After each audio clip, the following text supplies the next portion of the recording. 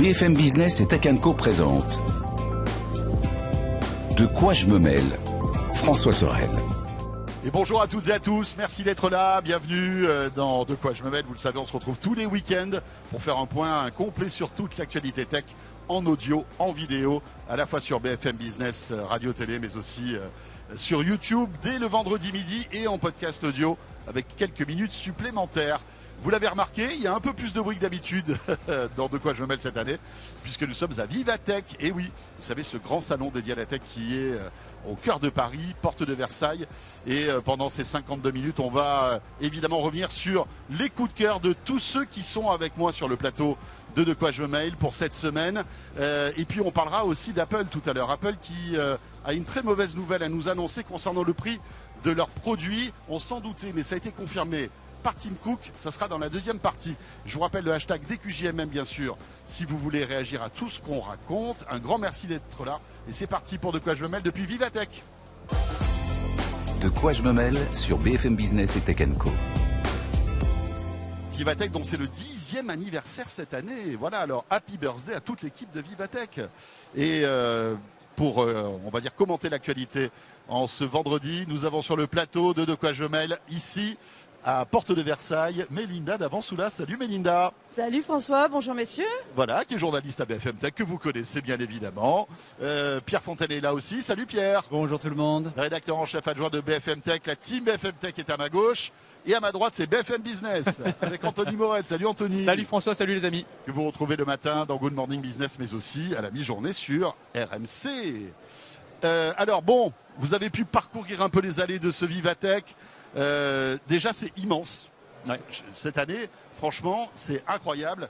Il y a, je crois, 3 étages de stands divers et variés. C'est très riche. C'est très riche. Moi j'ai mis mes baskets de running, je vous le dis. Pareil. Comme à chaque fois sur ces salons.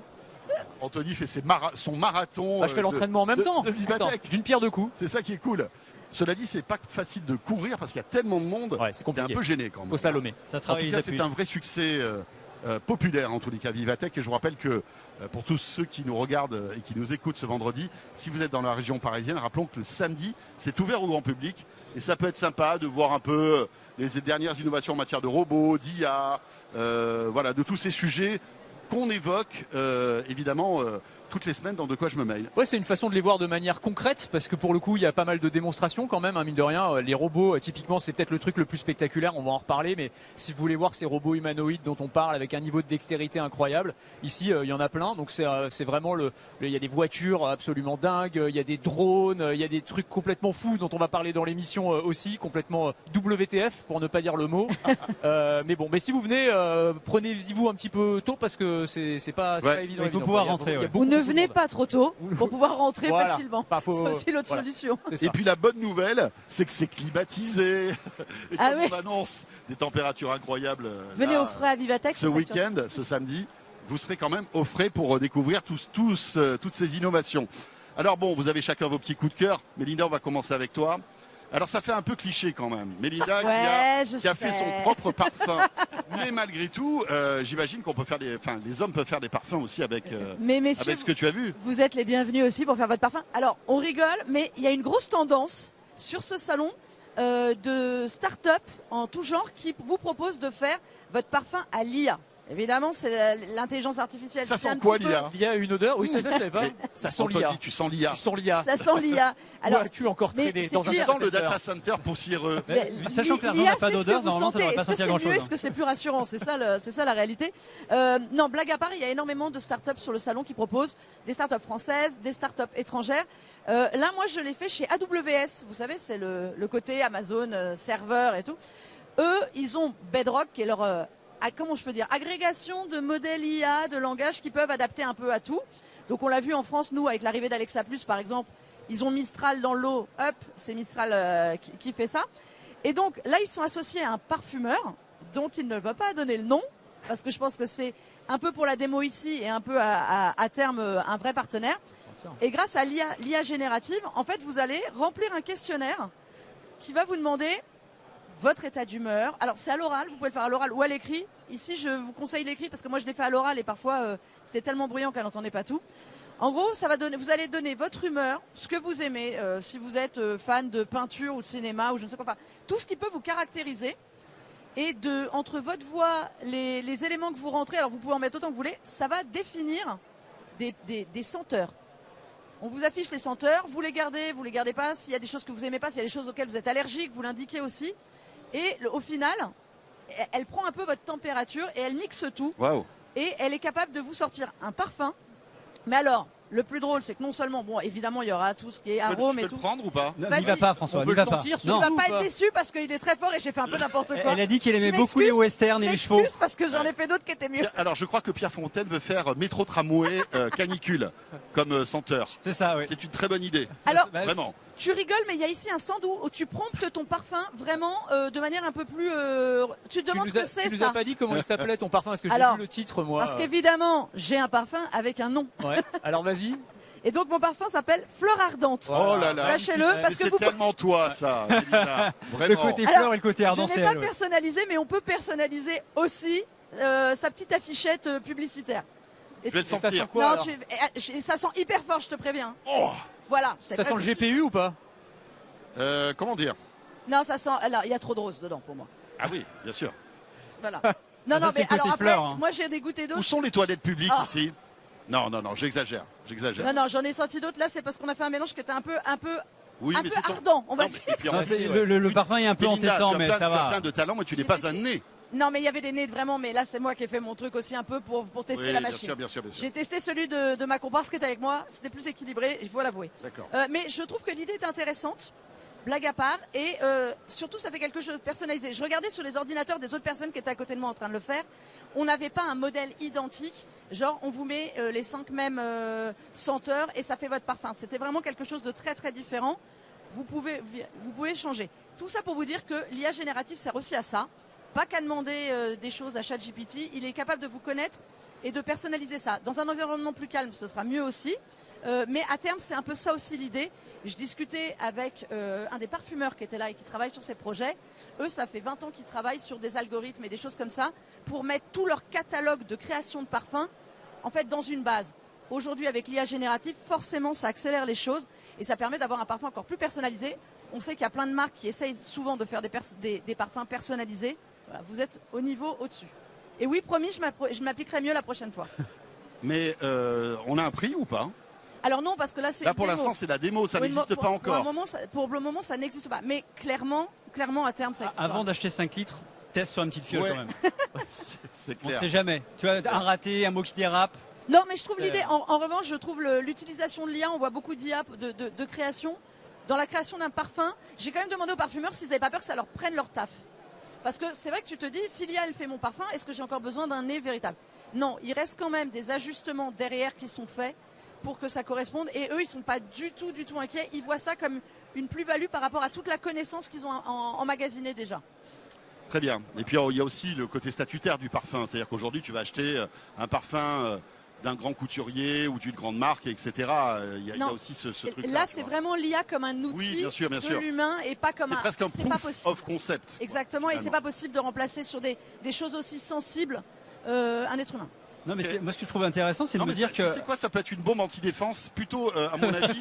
Tu sais quoi? Et puis après, tu le devrais retrouves garder facilement. ça Si un samedi, on t'embête dans le RER. Mais je vais Parce le que là, garder à mon pour ce avis, plateau, vous allez voir, ça va mal se passer. Ce qui est bien, Tu- c'est qu'on tu fais retrouve tout de facilement suite. l'agresseur après, quoi. Ah bah, c'est clair. C'est clair. Voilà.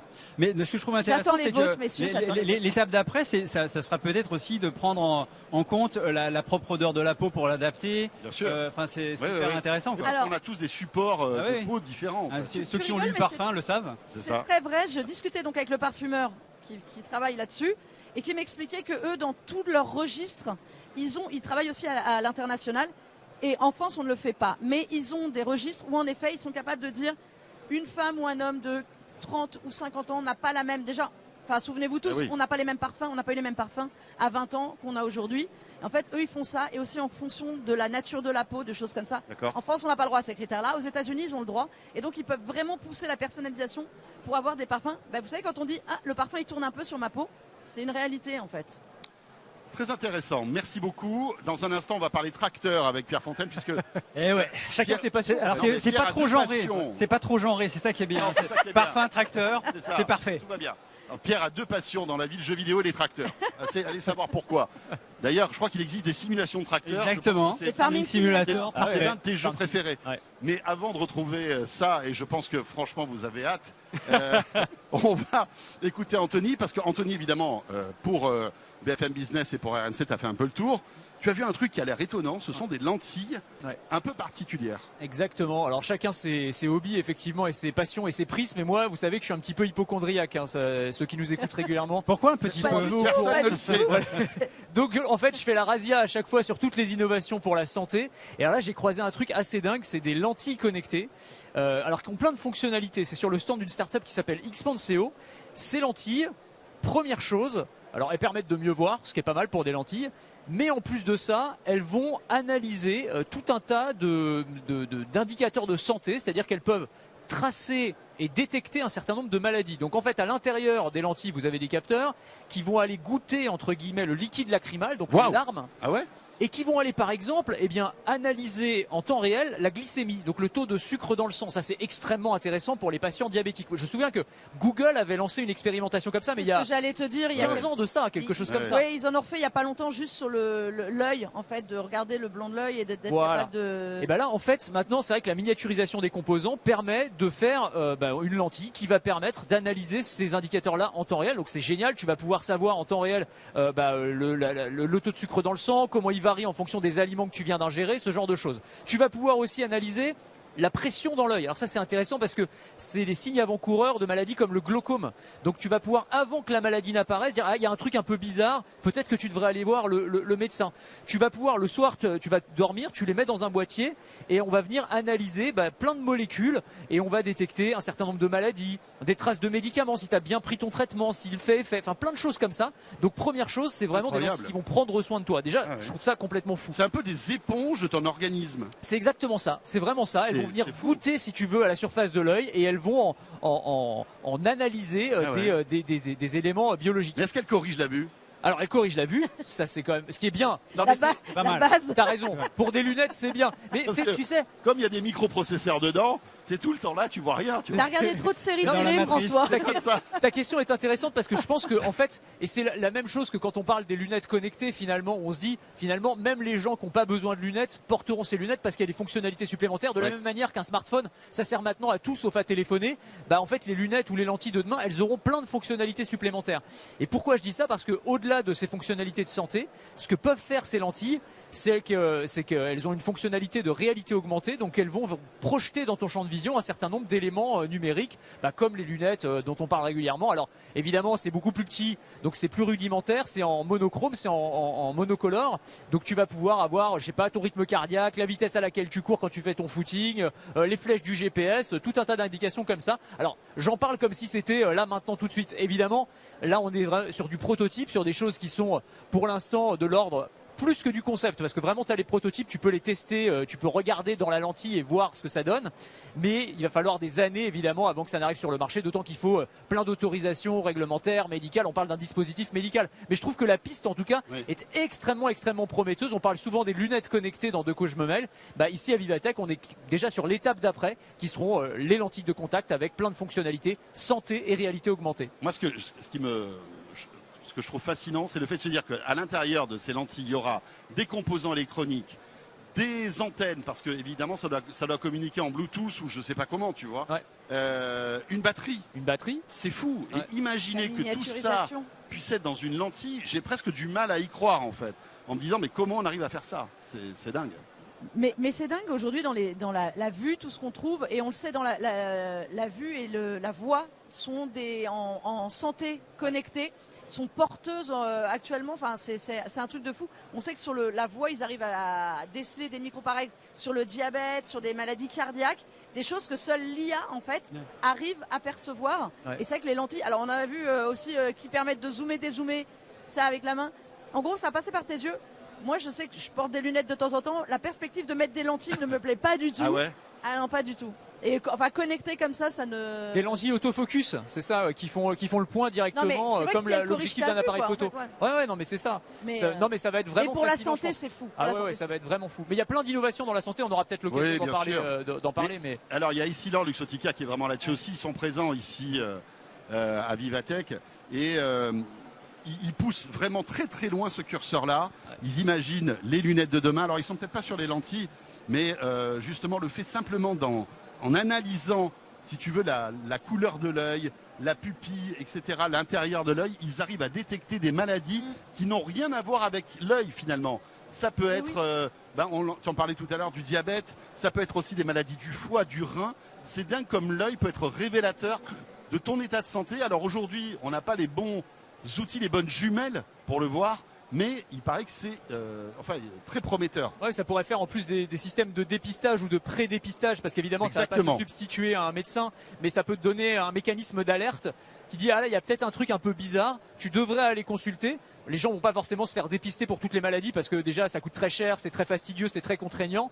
Là, si tu peux avoir des mécanismes qui t'envoient un signal d'alerte directement dans un objet que tu portes tous les jours 24 heures sur 24, ou en tout cas pas quand tu dors mais la plupart du temps, forcément c'est une petite révolution et ça va en réalité sauver des vies, améliorer la longévité et la longévité en bonne santé. Ça va pas rassurer notre Anthony, ça. Si sous les yeux en réalité augmentée il a tous les radars. Ouais, c'est le problème aussi. Moi j'ai un souvenir de toi sur les miroirs qu'on avait fait au CES avec toutes les...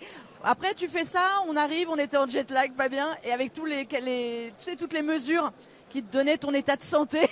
Il me disait que j'allais mourir le lendemain, globalement. Il était en stress d'aller tester. Il ne te faut pas ça, Anthony. C'est ça. Non, mais vraiment, si j'en croyais. Non, mais écoute, t'es pas trop hypochondriaque quand même. Je suis un peu hypochondriaque. Un tout petit peu. Est-ce que tu peux cacher le type de ta transfusion sanguine? Oui, c'est ça. Sur le côté. On la voit à travers ta veste. Mais autrement, tout va bien. Tout va bien. Pierre, alors. On change carrément de sujet. Ouais, mais moi, je suis un petit gars de la campagne, moi. Non, mais je sais très bien, mais on le sait, bien sûr. Tu élèves tes poules, etc. Non, à 18 ans, j'ai quitté ma province. Oui, bien sûr. Voilà. Et bien décidé. Exactement, c'est à peu près ma vie. Non, et en fait, on a vu ces dernières années, qu'il y a une vraie tension dans le milieu agricole. Il y a une vraie difficulté. Ne parle pas de tension à Anthony, s'il te plaît. Il va me faire un malaise. Il y a une difficulté à faire ce métier qui est un métier essentiel et qui a une multitude de causes. Et c'est bien ça le problème. Et alors, la technologie peut pas tout résoudre, mais il y a une des voies qu'il peut résoudre, c'est faciliter en fait l'optimisation du matériel qui est disponible aux agriculteurs. Et un des outils les plus importants, c'est le tracteur. Et généralement, dans l'exploitation, il y a plusieurs tracteurs, mais il n'y a pas forcément plusieurs exploitants. Ce qui veut dire que c'est super, on a 2 tracteurs, mais il y en a un qui dort qui ne tourne pas pendant qu'on est en train de piloter l'autre. Et donc il y a des solutions, une solution qui a été co-développée par une structure normande qui s'appelle Latitude, qui en fait permet de rétrofiter, c'est-à-dire on prend un tracteur qui n'est pas du tout autonome, on lui installe cet équipement et ensuite il sera capable dans un champ, je précise bien, il n'a toujours pas le droit d'aller sur la route, dans un champ il pourra se déplacer et par exemple, je sais pas, labourer, pratiquer des semis, tout ce qu'il y a besoin de faire dans un champ pour préparer la récolte ou la récupérer. Et en fait, ce qui est super intéressant, c'est que cette solution-là, qui repose sur un ensemble de caméras, de signal, un signal GPS, va permettre à un agriculteur de faire entre guillemets 2 choses en même temps. Par exemple, il va y avoir le tracteur autonome qui va labourer, donc on a une petite tablette et on lui demande occupe-toi de ce champ-là. Donc il va proposer un parcours en évitant les arbres, donc tous les obstacles qui sont définis. Et ensuite, on valide le choix et il va se mettre à se déplacer dans le champ, par exemple à labourer. Ce qui fait que le paysan derrière peut être sur son tracteur et ensemencer directement. Donc ça gagne du temps et là où c'est super important, c'est que, alors je ne sais pas si vous avez l'occasion de discuter avec des agriculteurs, moi ça m'arrive quand je retourne dans mon petit village natal, c'est qu'effectivement il y a parfois avec des règlements climatiques des plages pour travailler la terre qui sont hyper réduites parce que soit le sol est trop détrempé, on ne peut pas y rentrer, soit il est trop sec, on ne peut rien faire. Et donc en fait parfois ça joue à une semaine où il faut tout faire. Et donc là, en fait, ça permet de travailler à une personne sur 2 choses en même temps. Et c'est super intéressant. Et d'un point de vue de la technologie, évidemment, il y a une détection. S'il y a quelqu'un qui traverse, si quelqu'un qui s'évanouit dans le tracteur, il s'arrête, le moteur se coupe. Et en fait, l'IA, le système autonome, est capable de gérer le déplacement, donc démarrage et arrêt du moteur, le déplacement, tout ce qui est hydraulique, donc profondeur de la bourre s'il faut, adaptation du couple moteur. Enfin voilà, c'est vraiment comme s'il y avait un deuxième agriculteur. Super. C'est Incroyable. vraiment génial. Mais ça existe déjà. Est-ce que c'est des prototypes tout ça? Alors ça, c'est une solution. Il y a déjà des agriculteurs. J'ai évidemment posé la question parce que j'en veux un pour chez moi. Évidemment. Non mais alors, pour l'instant, il y a une phase d'expérimentation qui a été ouverte depuis janvier dernier. Et pourquoi on en est qu'à l'expérimentation alors que la techno est mûre? C'est que en janvier prochain, donc janvier 2027, il devrait y avoir un texte de loi qui donne le go à ce genre de fonctionnement, à de genre d'appareil autonome dans les champs. Parce que effectivement, on est bien d'accord que sur les routes pour l'instant, voilà, c'est super encadré, et dans les champs, ça a besoin d'être encadré également pour pouvoir y aller. Mais la techno est prête, et c'est donc une société française qui travaille avec une société néerlandaise qui a développé ça, et je trouve ça super intéressant parce que jusqu'à présent j'avais vu des choses un peu similaires aux États-Unis, notamment des boîtes qui ont été rachetées par John Deere, qui est un gigantesque, un acteur majeur, mais qui est généralement toujours hyper présent avec des machines incroyables au CES. Ah bah oui, John Deere. Les tracteurs C'est le ténor. mais ce qui est bien là aussi avec cette technologie de rétrofit, c'est que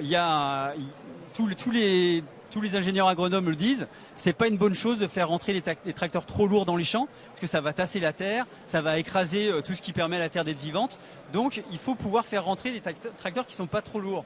Et donc ça veut dire que si on a un tracteur un peu ancien, avec une boîte un peu automatique, on peut le rétrofiter, et donc il sera moins gros, et donc il tassera moins la terre, et ça permet de rentabiliser le produit sur plus longtemps. Donc en fait c'est quand même plutôt bénéfique en tout, quoi. Bon, est-ce qu'il y a CarPlay dans le tracteur? Bah ouais, mais parce que c'est quand même important. Excuse-moi, mais il y a Netflix aussi. Ouais. Il y a Netflix. Mais il donne une idée de prix, combien ça va coûter? Pour l'instant, il y a pas. Là, ce qu'ils m'ont dit, c'est qu'ils l'ont déployé auprès d'une petite poignée d'agriculteurs pour voir ce que ça donne. Ils mettent à disposition un appareil qui est, un tracteur équipé pour que les gens voient comment ça donne. Et les premiers retours sont super positifs, mais ils n'ont pas fourni de prix, non. D'accord. Bon, bah écoutez, pour le tracteur, ça on est bon, c'est parfait. Quoi d'autre les amis? Alors on va repartir peut-être avec Mélinda. On va parler data center et d'algues. Ouais. C'est quand même bizarre. Et de sushi du coup ou pas? Et de souveraineté nationale. Et oui, ce camoulox que je viens de vous faire, c'est les la souveraineté, le mot souveraineté est le mot de l'année. Parce que tu commences à dire à Jensen Yang qu'on va mettre des algues dans ces data centers, je suis pas sûr qu'il soit d'accord. Hein, ouais, non mais je vais vous faire un peu d'IA, un peu de souveraineté. Allez, je vais cocher tout le bingo de Vivatech. Et vous m'emballez ça bien, s'il vous plaît, madame. Hein, qu'on ne soit pas embêté. Comme vous le savez, la très très grande, très très large majorité de nos données sont stockées à l'étranger, sur des data centers notamment américains. Et donc le mot d'ordre, c'est comment allons-nous rapatrier nos données personnelles en Europe notamment. Et en France, en fait, on a une entreprise qui s'appelle Data4, Data4, selon la personne avec laquelle vous parlez, vous avez un nom différent. Ça fait 20 ans qu'ils existent, qui font des data centers. Et eux, leur idée, c'est pas de mettre des data centers en cœur de ville ou quoi que ce soit, c'est de faire en fait des campus de data centers en dehors des villes pour pas gêner justement, parce que c'est quand même beaucoup d'énergie, beaucoup de bruit aussi. Les gens qui habitent à côté vous le diront. Et surtout avec les chaleurs, il paraît qu'il y a des bruits incroyables. Je sais plus dans quelle région des États-Unis. J'ai vu un reportage où en fait tous les sur 500 mètres, ils entendent. De ces data centers entendent un bruit incroyable, tu vois. Colossus One, le data center gigantesque qui n'est pas encore à pleine capacité de SpaceX maintenant, enfin XAI. Les nuisances. Qui est nuisance, alors pollution parce que ça. Et puis t'imagines la chaleur que ça doit dégager. C'est ça. Et ben c'est exactement. Tu as touché du doigt le problème. Donc eux, ce qu'ils font, c'est qu'ils s'installent en dehors des villes pour pas gêner le tissu urbain, pour pas gêner les gens qui habitent, à des endroits quand même stratégiques où par exemple vous allez avoir les câbles de connexion qui passent ou de la circulation de data, et ils installent leur data center, et donc ils ont trouvé un système pour se servir de cette énergie et ne pas la perdre. Ils font pousser des algues. Ah. Et donc, bien évidemment. évidemment. Et en gros, la chaleur dégagée des data centers fait pousser les algues. Ils se resservent de l'énergie des algues pour nourrir le tout. Mais comment ils se servent de l'énergie des algues? tu te sers, tu retransformes. Ils ont mis en place un système qui est comme un système de refroidissement quelque part du data center où tu gardes l'énergie. En fait, c'est quelque chose de biocirculaire. J'aime bien le regard d'Anthony. Ils se servent des algues pour les décomposer. Pour les décomposer, en fait, exactement. Tu vois, Je vois le data center, je vois les algues. Tu vois les algues. En gros, ils tu ont vois des les bassins. poissons. Mais Moi, je vois les toi, poissons tu veux un qui mangent maquis des entre les deux, algues. c'est pour ça. Ils installent des bassins sur les toits des data centers. Ouais. Ça Avec chauffe l'eau. l'énergie, ça fait chauffer Ça fait des algues. Ça fait pousser des algues. Ça fait pousser les algues D'accord. et l'énergie des algues sert à renourrir, en gros, si tu veux, et redistribuer dans le circuit des data centers. D'accord. Mais il commence à avoir trop d'algues, donc l'idée derrière, ça va être de revendre aussi les algues, parce que vous savez qu'aujourd'hui, en cosmétique, Ah, c'est pour ça que j'ai vu ça sur dans Bon Coin la dernière agroalimentaire, fois.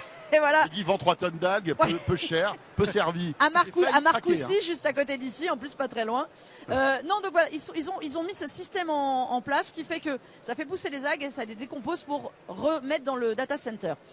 Donc ça limite la consommation d'énergie, ça permet d'avoir des data centers qui sont quand même assez Verts, ils puissants. sont verts pour le coup. Ils sont verts, qui sont à 500 Littéralement. mégawatts. Ils sont en train d'essayer d'en construire un à 700 mégawatts dans le nord de la France, dans les D'accord. Hauts-de-France. Ouais. Et de ces campus de data centers, ils essaient aussi d'agréger du tissu local tech, des écoles, des entreprises, pour faire en fait comme des petites stations F, Ouais. un peu partout, avec le tissu local tech, en plus de tout ça, qui servira évidemment des data centers français, européens, pour rapatrier toutes les données. Donc il y a quelque chose de très intéressant, qui est très en progression, qui est très dans l'air du temps, on l'a dit, souveraineté nationale, enfin souveraineté européenne et encore plus nationale. C'est une tendance vraiment de ce salon. Bah là, c'est vrai que sur le salon, on parle vraiment que de ça, souveraineté technologique, mais c'est aussi, c'est pas un hasard de l'actu, j'allais le dire, mais on a eu l'histoire Anthropic au début de la semaine avec. Il y a les déclarations de Sébastien Lecornu aussi. Hein. Ouais, aussi, ouais, avec. C'est-à-dire que l'actualité récente rattrape en fait ce salon Bah, c'est parce ça. que de toute façon la souveraineté ça fait des années qu'elle est Oui, présente c'est à ça, Vivatech. absolument. Mais là, quand tu vois que la Maison Blanche demande à Anthropic de couper dans le monde entier, on se rend compte en fait que d'un jour à l'autre, les États-Unis peuvent couper le robinet technologique et qu'on peut se retrouver, mais vraiment comme des imbéciles avec vraiment tout nu, quoi. En fait. Avec Donc, toutes nos données à l'étranger, c'est ça. qu'est-ce que tu fais de toutes tes données si un jour c'est coupé? Et donc on le voit bien Bah, là, tu on perds a, sur le salon il y a vraiment plein de trucs, hein. T'as un salon, t'as une partie du salon qui est dédiée aux solutions cyber, logicielles françaises en alternative aux hyperscalers, ça c'est assez intéressant. On a vu aussi que la DGSE, alors ils ont un stand hein, aussi, les services, les renseignements, ils ont abandonné Palantir cette semaine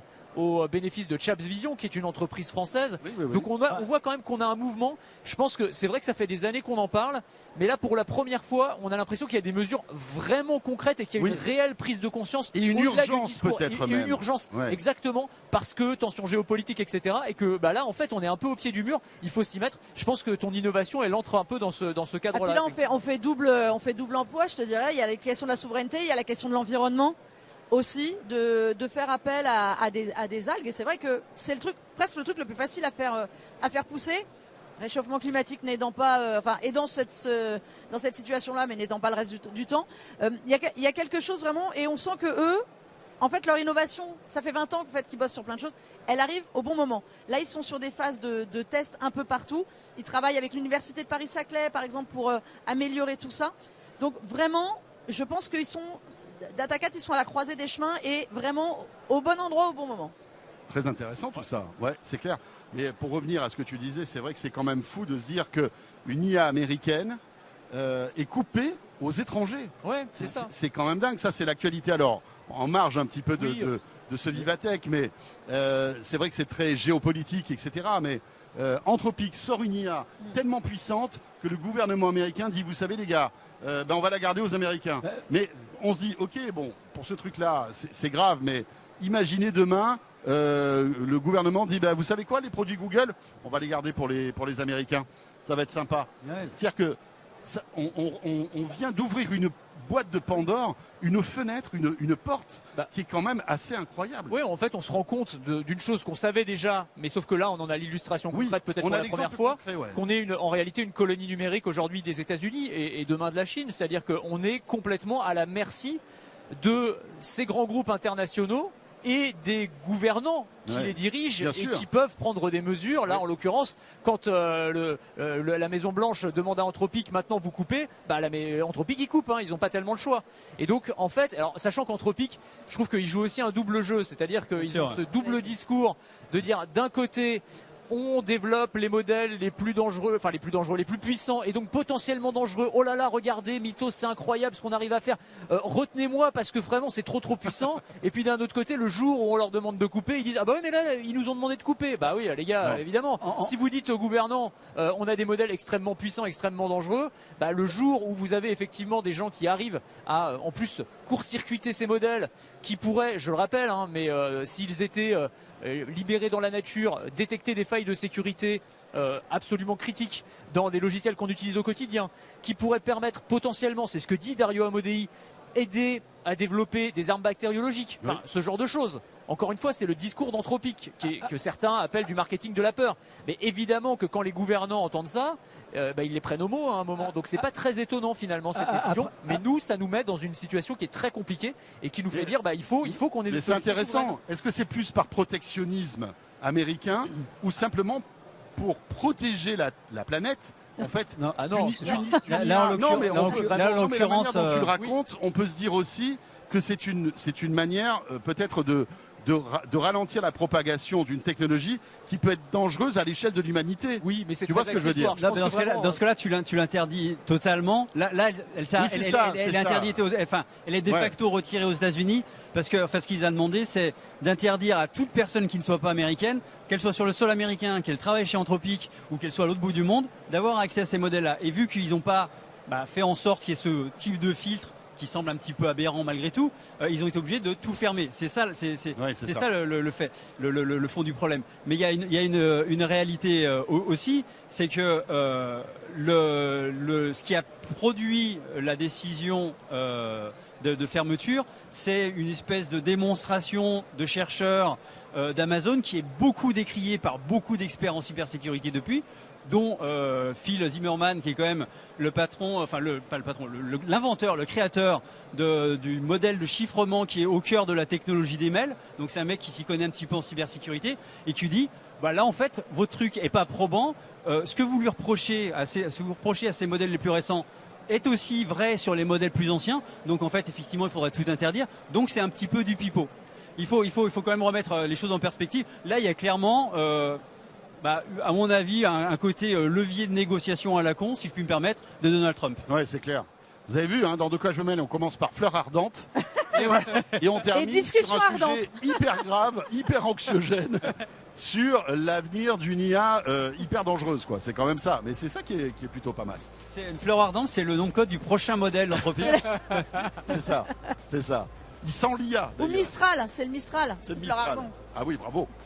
On revient dans un instant pour cette deuxième partie de quoi je me mêle. Et on va évoquer là aussi, excusez-nous, mais une bien mauvaise nouvelle.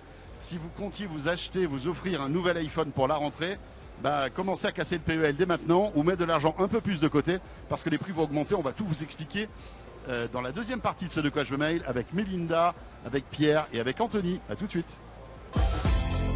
De quoi je me mêle sur BFM Business et Tech & Co.